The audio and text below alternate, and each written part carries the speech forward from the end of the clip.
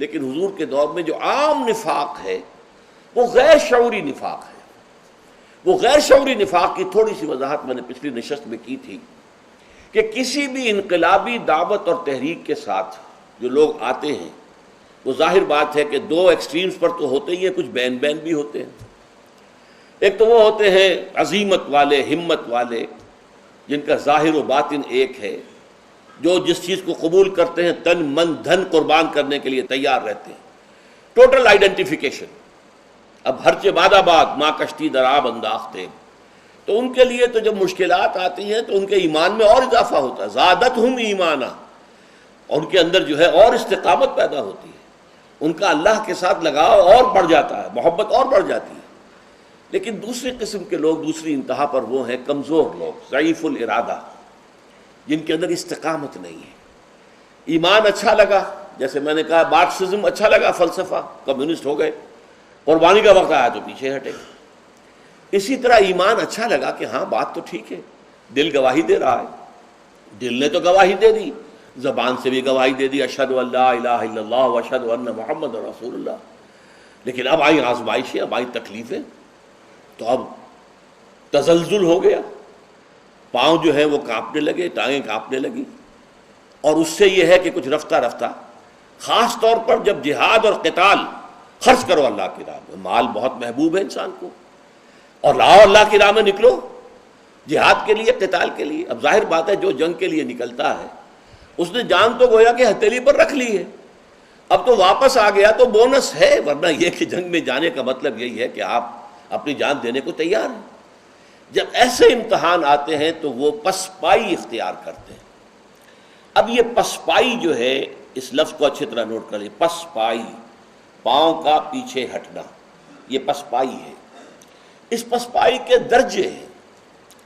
پہلا درجہ تو یہ ہے کہ پسپائی ہوئی، دل نے بھی کہا تم نے برا کیا، غلط کیا، تمہیں چاہیے تھا کہ ایمان کا تقاضا پورا کرتے، اللہ کی راہ میں خرچ کرتے، اللہ کی راہ میں جہاد کرتے. پھر انہوں نے جا کر حضور کے سامنے اعتراف بھی کر لیا، حضور ہم سے غلطی ہوئی ہے، خامی ہوئی ہے، آپ بھی استغفار کریں ہمارے لیے، اور یہ کہ ہم بھی اللہ کی جناب میں توبہ کرتے ہیں. اس کو ہم نفاق نہیں کہیں گے، یہ ضعف ایمان ہے. ضعف ایمان بڑے بڑے صاحب ایمان پر بھی وقتی طور پر آ سکتا ہے.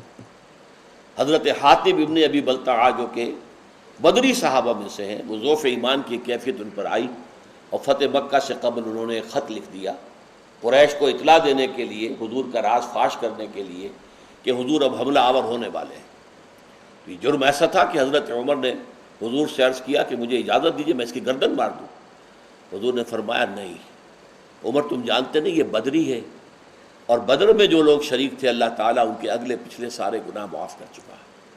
لیکن ایسے شخص سے بھی غلطی ہو گئی. حضرت کعب ابن مالک غزوہ تبوک میں جانے سے رہ گئے، دو اور ساتھی رہ گئے، تھے مسلمان پکے مومن، اعتراف کر لیا اپنی غلطی کا. تو جب تک کہ اپنی کمزوری اور کوتاہی کا اعتراف ہو اسے ہم ضعف ایمان تو کہیں گے، منافقت یا نفاق نہیں کہیں گے.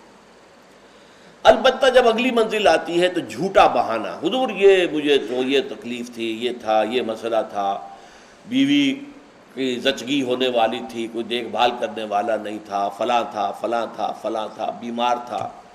جھوٹا بہانہ، جب جھوٹ شامل ہو جائے گا تو یہ نفاق کی پہلی منزل آ گئی.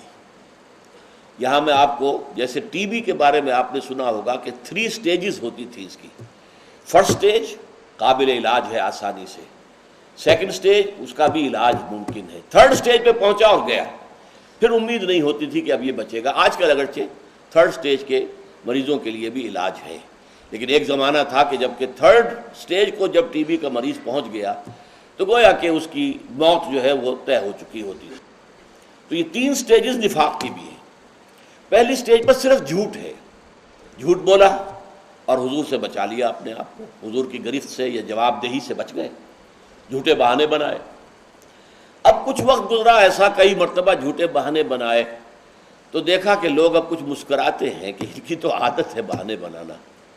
لہذا اب انہوں نے مزید تاکید کے لیے قسمیں کھان، اللہ کی قسم ہے، خدا گواہ ہے، فلاں ہے، میں جو کچھ کہہ رہا ہوں سچ کہہ رہا ہوں، میری مجبوری ہے، میرے لیے یہ رکاوٹ ہے، میرے لیے یہ ممانعت ہے. جب جھوٹی قسمیں آ گئیں تو اب یہ سیکنڈ سٹیج میں ٹی بی کا مرض داخل ہو گیا. یہ ٹی بی کا یعنی نفاق کی ٹی بی اب سیکنڈ سٹیج پر آ گئی.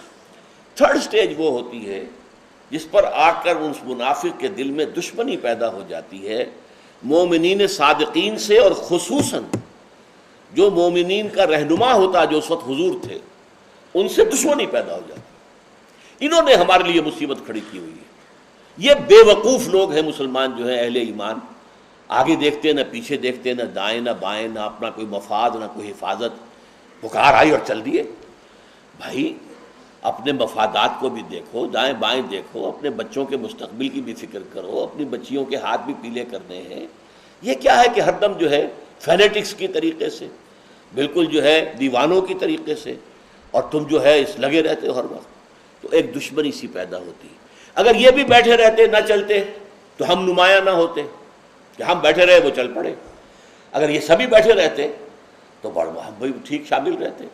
یہ جو چل پڑتے ہیں فوراً کہ واپس نہیں پھیرا کوئی فرمان جنوں کا، تنہا نہیں لوٹی کبھی آواز جرس کی، عافیت جاں خیریت جاں سب بھول گئی مصلحت اہل ہوس کی. آدمی فوراً جو ہے واپس نہیں پھیرا کوئی فرمان جنوں کا، جہاں پکار آئی چل حاضر ہو گئے، لبیک لبیک.